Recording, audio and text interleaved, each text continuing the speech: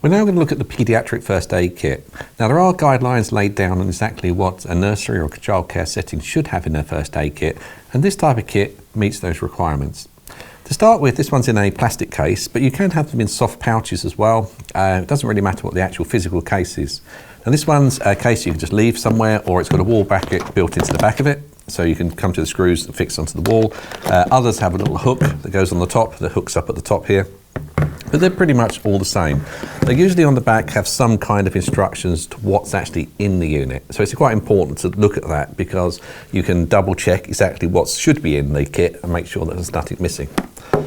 Now this is just one brand. As there's lots of different brands, and we sell, I think, about 3 different types of brands of these kits, plus personalised kits as well. So if you want your nursery's details on the front, we do those as well. So the first thing you come across is the first aid guide. Now these will be different on different kits, but they all have basically the same information in them.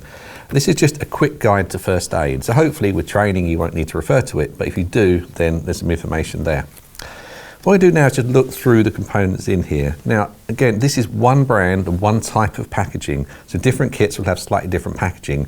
It might be paper, or it might be plastic, or there's lots of things like that, but the basic components are going to be very, very similar. To start with, we've got standard dressings. These are what they call the HSE dressings. We have the medium and the large. And these dressings are the types of dressings we show on the courses, where you've got the gauze pads sewn into the bandage.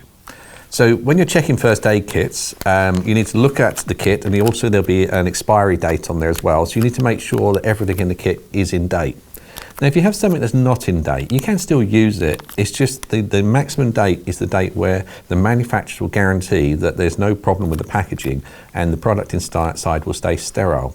So yes, you need to, if they're expired, you must get them changed.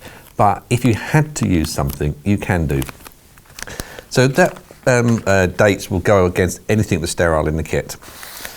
So there's, in the kit itself, it's got a few different types of dressings. So we've got some large ones and some small ones in there as well. We also have some micropore tape. This is quite a narrow one. Other kits have a slightly wider micropore tape.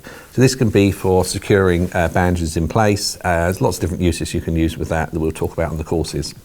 There's some plasters. These ones here are particularly child plaster, but any plaster will do. There's a pack of plasters in there. You can just open it up and all the plasters are inside. There's a finger bandage. This is a finger applicator. So you've got a tubular gauze inside, so you can put a gauze pad on a finger. You can push this over the outside of the applicator, put it on, take it off, twist it half a turn and put it back on again. And that's an easy way of applying a finger bandage to a child or an adult. There's also a CPR shield. Again, these come in various shapes depending on the kit, and either going to have a little plastic valve on them, or they'll have a clear paper, but they both work in exactly the same way. This is for doing breaths when doing CPR. In these pads here are just some dressing pads. So what you can do with these is have, if it's a cut to a finger, you can apply the pad over the finger, and then you could use this tubular gauze to hold it in place, and then you could always then secure it with the micropore tape. Or you can just put this pad over a wound and just secure it with the micropore tape straight on. It's another alternative to putting a plaster on.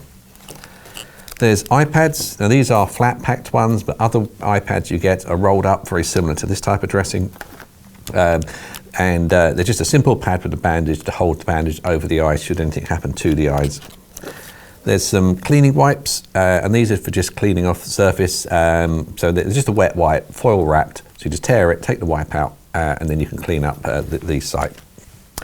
There's then some gloves. These are nitrile gloves, but sometimes these kits do have a vinyl glove in them. But the nitrile gloves are there. Typically, a lot of these are often done as a large size glove, because if you're having a first aid kit, a large size glove will fit on most people's hands. But if you put a medium-sized glove in there, if you've got big hands, it's just not going to fit. So a larger will always fit something smaller, but a small won't fit anything larger. So it's always worth having the larger size gloves. There's also some swabs, and then we've got triangular bandages.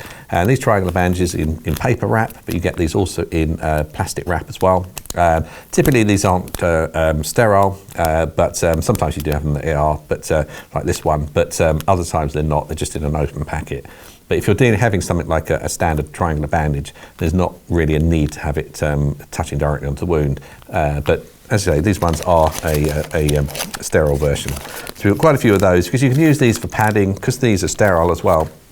You can use them for padding around a wound and lots of other applications. And if you had to put an arm in a sling and then also tie around to secure for a shoulder problem, then you've got enough items there. Another thing here is just some scissors. These are standard scissors. They're reasonably blunt-ended, but others have a very blunt or they have a more of a shear type action to them. So yeah, they're very easy to cut clothing, things. But the basic scissors are in there. And also a little packet of safety pins. These are limited use now within first aid, but if you're doing triangular bandages, some people refer to secure the triangular bandage with a safety pin, or there's other uses you can use with those. And the final little thing inside this particular box are the screws to fit it to the wall, but other kits would have an angle bracket and screws inside the kit. So it's worth when you get your new kit, find out how it's going to be fixed to the wall so that you can check what equipment's there, get it mounted up where everybody can see it. So just to recap, make sure you've got the items you need. If there's any special risks or high risks you need to do where you're working, you need extra bits and pieces. Make sure you've got enough first aid kits, maybe even have one on every floor if that's the case. And also go through the first aid kit, keep records of all the dates of when stuff's needed and go through it routinely and make sure that everything is in date and ready to use.